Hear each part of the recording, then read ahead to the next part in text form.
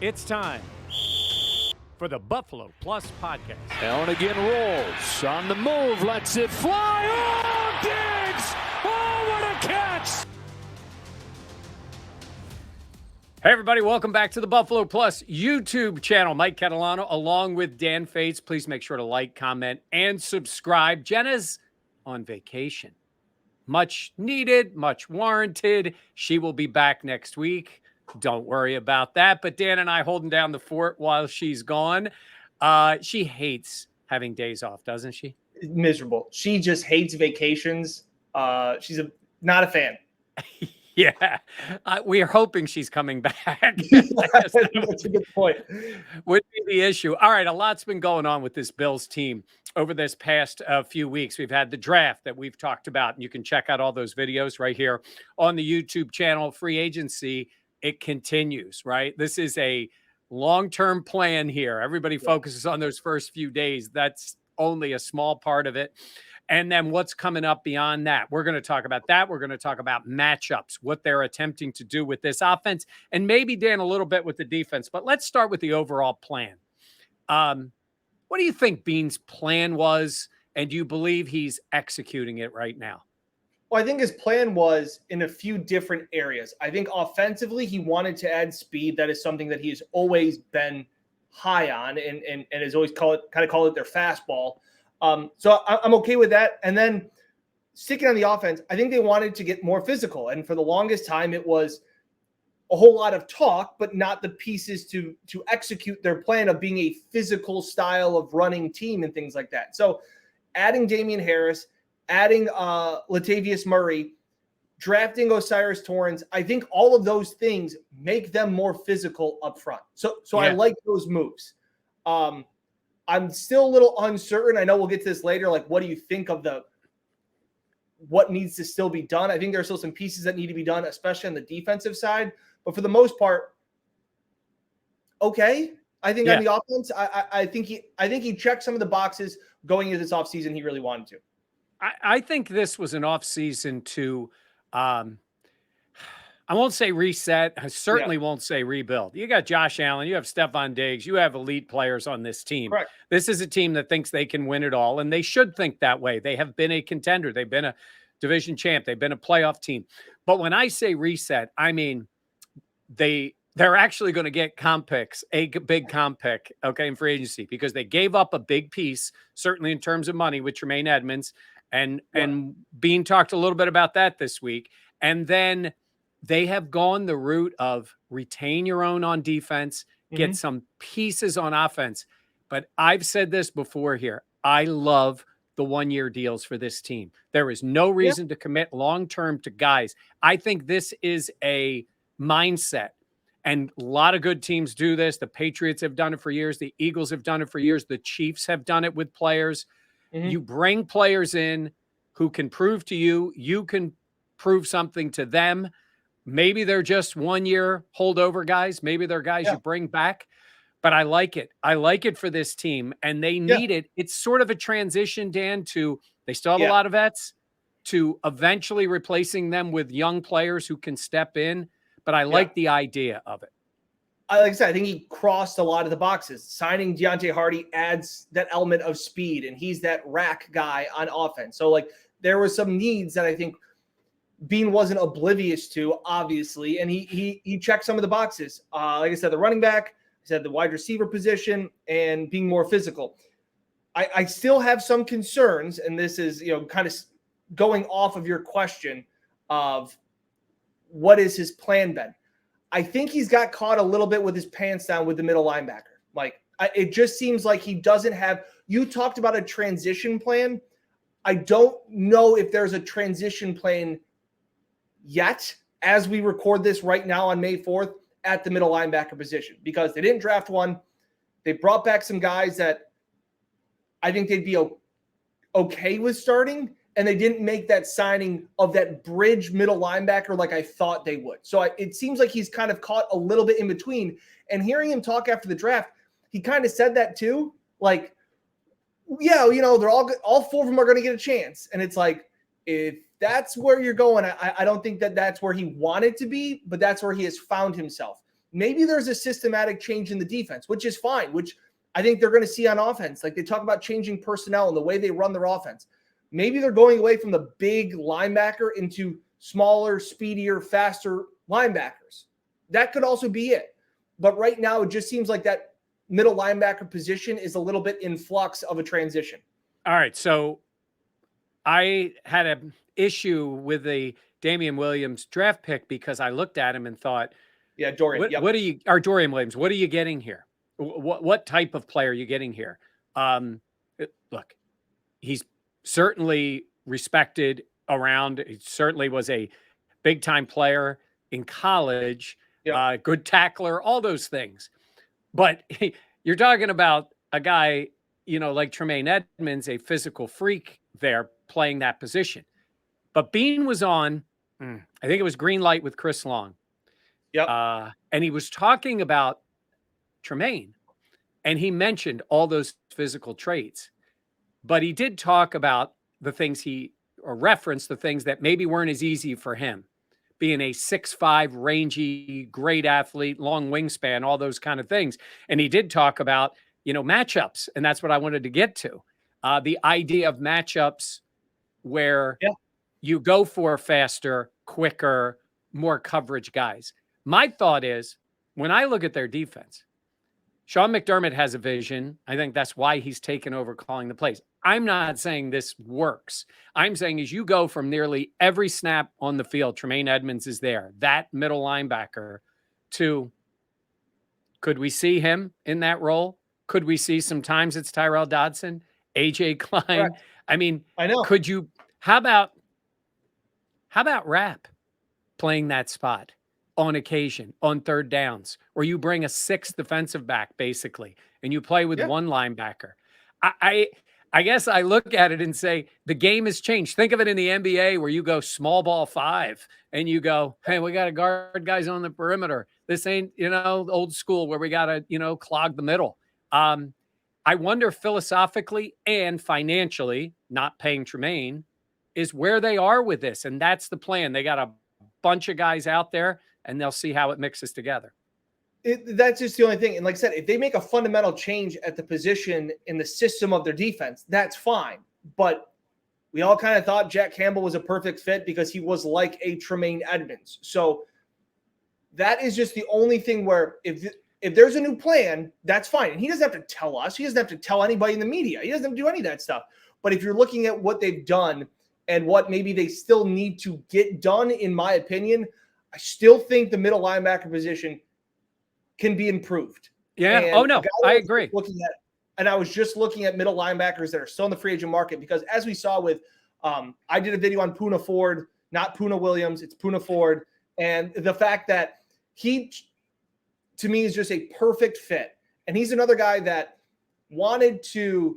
There's like a second wave of free agency that happens after the draft because a lot of times teams will bring in guys and they'll work them out, and then they'll say, well, we'll see how the board falls, right? And then we'll call you back up. So Bills didn't get a defensive tackle in the draft. They signed Poona Ford like 4 days later. They didn't get a running back in the draft. They signed Latavius Murray. Like, Bean has these plans. He's got plan B, plan C, plan D, all these things. Rashaan Evans is still out there as a middle linebacker. And I was just reading Albert Breer, his mailbag. And one of the questions was, why is he still on the market? And his answer is, I don't know. Like he said that he was really productive with Atlanta. He was productive with the Titans. He's a guy, he said he's a big physical, middle of the defense, interior linebacker. And I'm looking at it and he goes, maybe he thinks he could have gotten more money, or he's holding out for a couple more bucks now that the draft's over, and a team that didn't get a middle linebacker maybe they wanted. But as I say that, they still spent a 3rd round pick on a linebacker. So I don't know if they're going to spend – they spent draft capital. Are they going to spend financial capital on adding one? But I still think there needs to be improvement. Yeah. I don't disagree with you that they liked Campbell. It seemed that be the case. But, you go into it saying, we think this kid could step right in and play a version of that role. But that's an awful lot to be thinking to yourself, we're going to sit there at 27 and dictate our defense based on a guy who most people had early 2nd round grades on, and say, we got to get this guy. Because if that was the case, and obviously the Lions took him so early. I guess that could have been the case, that they were thinking that way. But maybe they say to themselves, okay, if this is the case, we're going with plan B, which plan B is to go with multiple guys, different matchups, and really change fundamentally the way you play in the now. Do we call it? We always talk about the front seven or the seven. They play. Look at the way they play. They play with 5 defensive backs all the time. Do they get another one on the field? Is that kind of what they're doing? And when I look at Dorian Williams, I thought to myself, do they want this guy to play safety at some point? But if you think about it, it depends on the skill set of the guy. Some guys can be that in the box guy that maybe still need to learn a little bit more about coverage in the NFL. A guy like Rapp, maybe he can be out there. I do think it's a fundamental difference that they were leaning towards. And look, if they thought, they certainly had every reason to believe Campbell could have been there when they were ready to pick. And Detroit got a good football player. They got him really early, but they got a good football player, and so they adjusted. So we'll have to see how it plays out, but I get the idea of going smaller matchup guys. I get the idea of it. It has to play itself on the field. I guess my other one thing, and I want to get your perspective on what you still think needs to be done on this roster, this team is evaluating. I know I feel like I'm sounding like I'm beating a dead horse, and I'm not trying to be negative here. And the X factor we'll get to, but I still think this wide receiver room needs to be improved. 100%. There's still veterans to be had out there. Yeah. And I don't know if Corey Davis is going to be on the market. The Jets have signed, every one of, come on, seriously. When are they getting touchdown Jesus with the Jets? That's going to happen, right? It's just a matter of time before he goes there. There are guys that are going to be free. It's still going to happen. Yeah. And you mentioned these signings. Again, they're going to get a compensatory pick now. It looks like a high one for Tremaine Edmonds. It's past that point. It doesn't count towards it anymore. That's why they wait on some of these guys once it gets past the draft. So I'm with you 100%. I mean, look at what they have on, and we're going to talk about that. And let's just transition right to that. That's what I wanted to use. In terms of matchups. Okay. Because when I look at their offense, in the past, they had matchup issues for teams. Josh Allen is a matchup problem for everybody. It's Stephon Diggs, and in his prime, and he was still in his prime year, Cole Beasley as a matchup problem for teams. Emmanuel Sanders, John Brown, good players. I don't think they were ever considered at this stage matchup issues. Gabe Davis getting deep. Yeah. But he's not Tyreek Hill here. He's a good football player who struggled last year. He's not a matchup problem. The idea of Dalton Kincaid is absolutely to become a matchup problem in the middle of the field. I like that idea. He hasn't stepped foot on a practice field yet, so we don't know. Where do they have matchup advantages, and where do they still need to find them? They need to find not a bunch of them. And when we talk about matchup issues, I think of defensive coordinators lying awake at night going, how are we going to solve this? And that's why it's so funny. Like Cole Beasley on its own doesn't necessarily fear you, but all of a sudden you add in the pieces with Josh Allen's mobility, coupled with Stephon Diggs, coupled with Gabe Davis, who, at times had really big games. And all of a sudden you go, this is going to be a tough, it's going to be a tough week for us to solve defensively. I guess to me, Kincaid is the biggest X factor. I think Kincaid is going to dictate opposing defenses, or that's what the hope is. And I have that hope because while I did my first video and I said I don't get it, I think that it's very old school, the way of running 2 tight end sets. And everybody says, well, the Patriots did it with Hernandez and Gronk. It's like, that was 12 years ago. The NFL has changed so much since then. And players are not only faster, they're bigger on top of it. So it used to be if you could just have bigger guys that would just be bullies. Kincaid's going to have to be that X factor. And I like what Brandon Beane had said about running this 12 or 11 and a half personnel. It can dictate the coverage of what the defense does.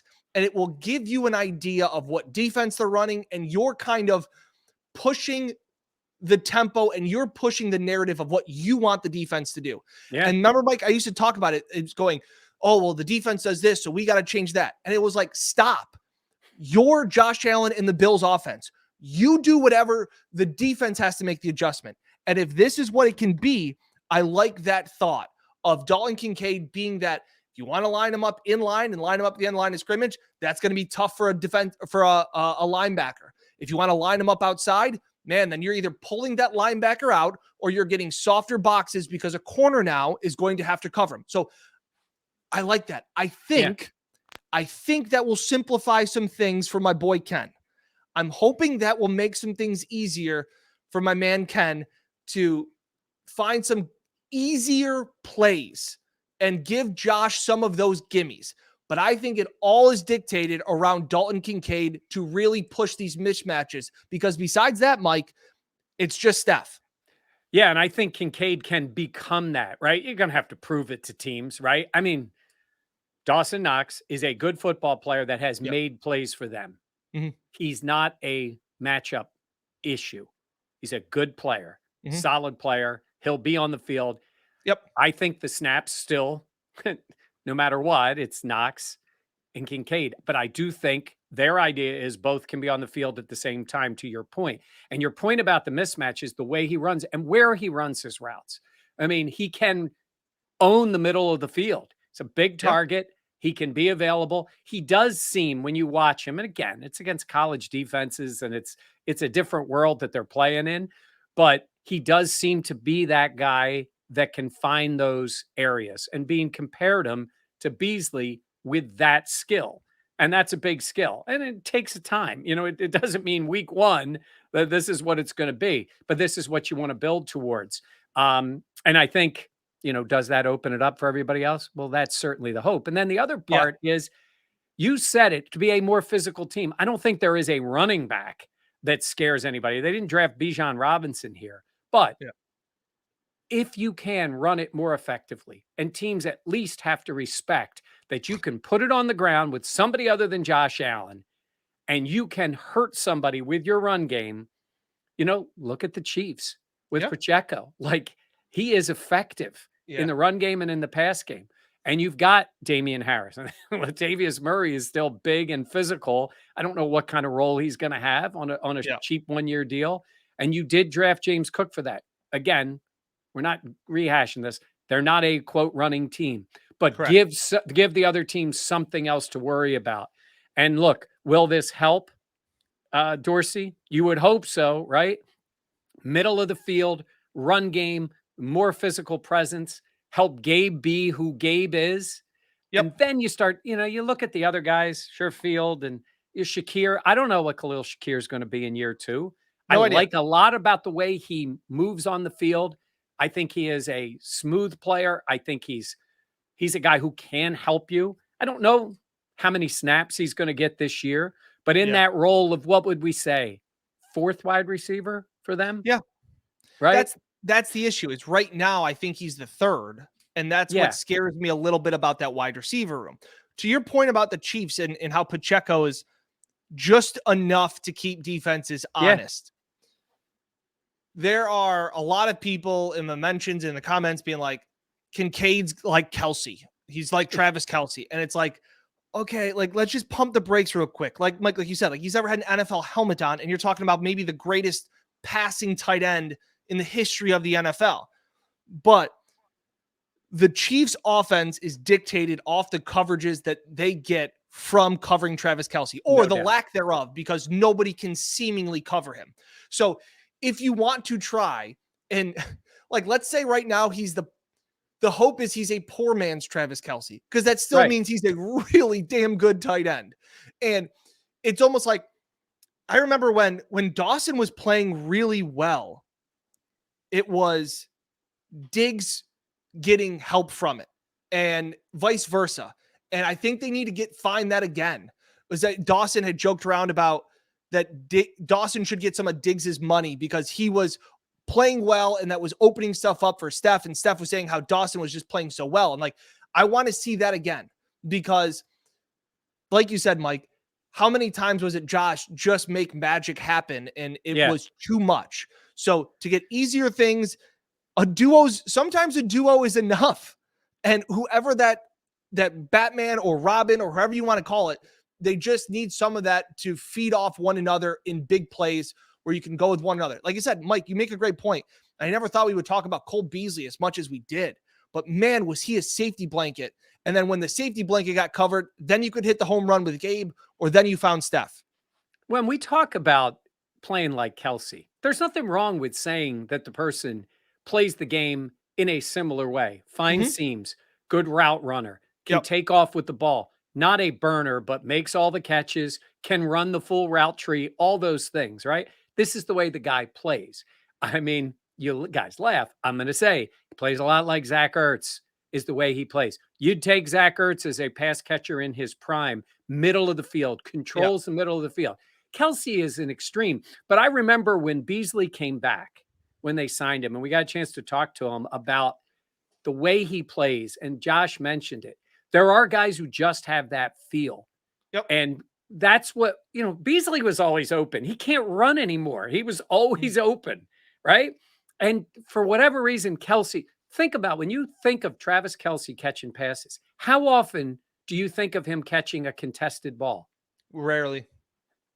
The guy is, and every team knows coming into the game. Correct. And he's not the size of Beasley where it's almost like he slithers around. He's 6'4", 6'5". Like he's a monster. But he's not the biggest and fastest. Nope. He's just so good at understanding. And obviously he and Mahomes have a great mix between the two of them, is obvious.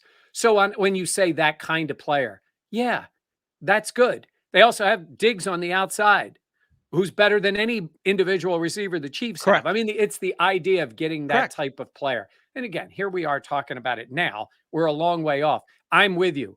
Bean still needs to be in the market for a veteran wide receiver who can come in. There's guys out there all the time. There just are. And so I think we'll all see, especially after June 1st, there's going to be veterans back on the market with teams because they get their rookies in, they know what they have, and then they make a move. So I think that's the next step for Bean. He's 1 year dealed a lot, and I could still see that on the offensive side of the ball. Still find him. And who says a team doesn't still want to deal somebody? I don't think it's DeAndre Hopkins. But by the way, I mean seriously, it's 1 minute he's on the block, and then he's not. They didn't get offered anything for him. If they did, they would have traded him. So for all we know, Hopkins gets cut loose after June 1st. Because I don't buy anything coming out of that place. So they're a dumpster fire. They have a lot of cap. They have, I was talking to somebody else about this. Them and Houston are projected right now to have the 2 lowest win totals in Vegas this season. On top of that, people think about the Arizona Cardinals. They think of Kyler Murray. He ain't playing for a while. He's coming off an ACL surgery. He's owed a lot of money. So if they have the lowest 2 odds for the lowest fewest win totals, Arizona has both of those picks. Yeah. So if Caleb Williams is coming out in this draft, again, way too far ahead, but there are viewed as some really damn good quarterbacks coming out next year. I know we have said that before, and the quarterbacks don't pan out, but they owe Kyler a lot of money. They owe Hopkins a lot of money. They need to find a way out of that. And it'll just be interesting where everybody's like, you go make a move. And I was the one saying it. I still like Hopkins. It just has to be at the right price, to which I keep hearing is Brandon Beane's not budging from whatever his price is. I almost think it's a standing offer with Arizona. Hey, we'll offer you a 5th round pick next year. Whenever you guys want it, give us a call. I just think that's just my guess of what it is. But now if he gets cut, you don't got to give up anything. Right. And Bean held on to those picks for 24. And I know that's tough because everybody knows if you throw in something for the future draft, it's supposed to be a deeper draft and all those things. You could always make a deal.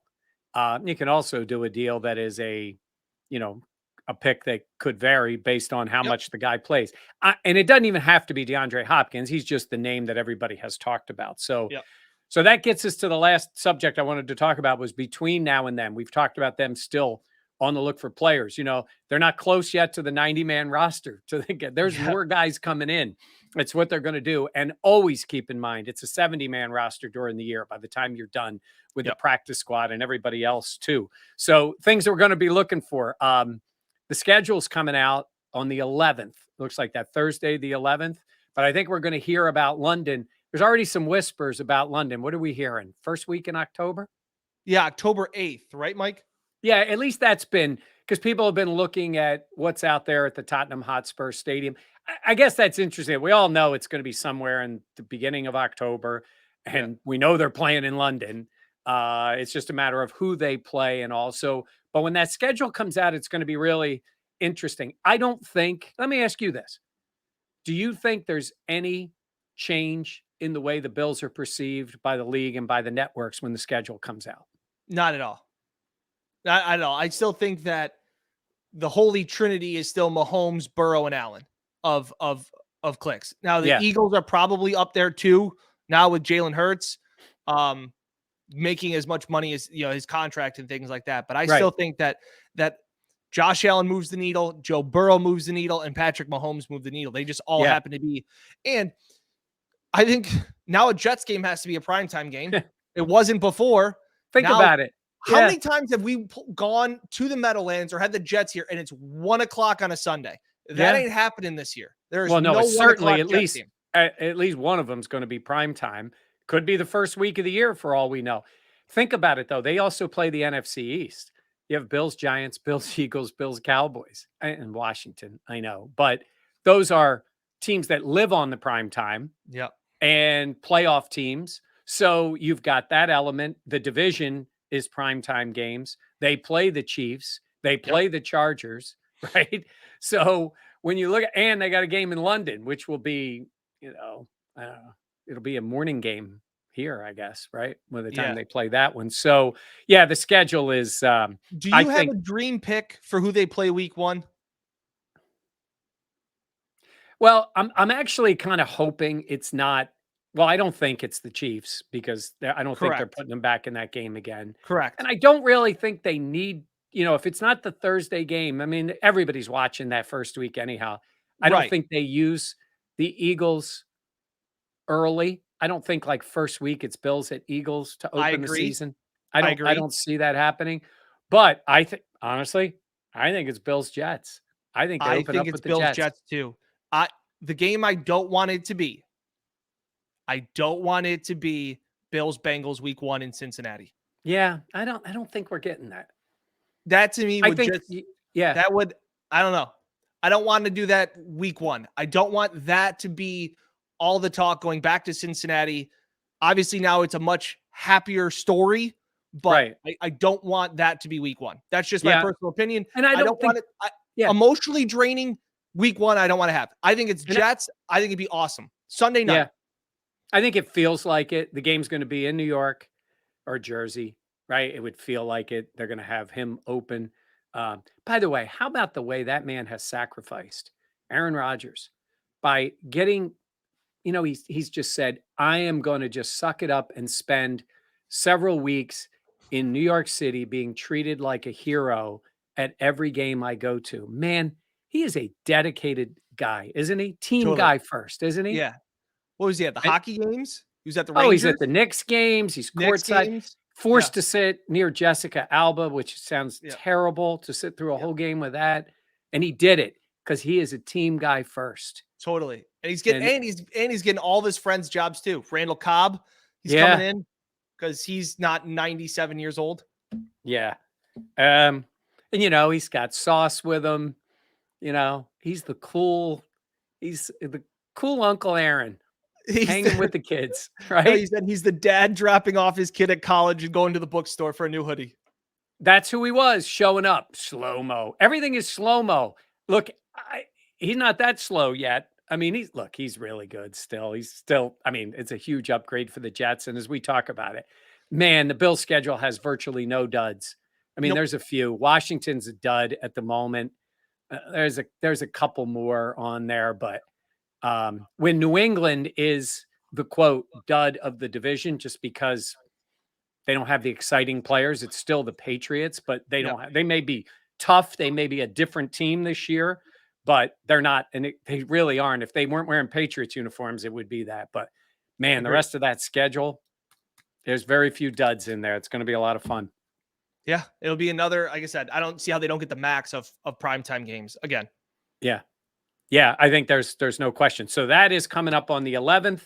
And then we'll see Josh here. The schedule of the schedule of the schedule release. Yeah, they're so good at that. They have announced the schedule of when the schedule will be released. Well done, NFL.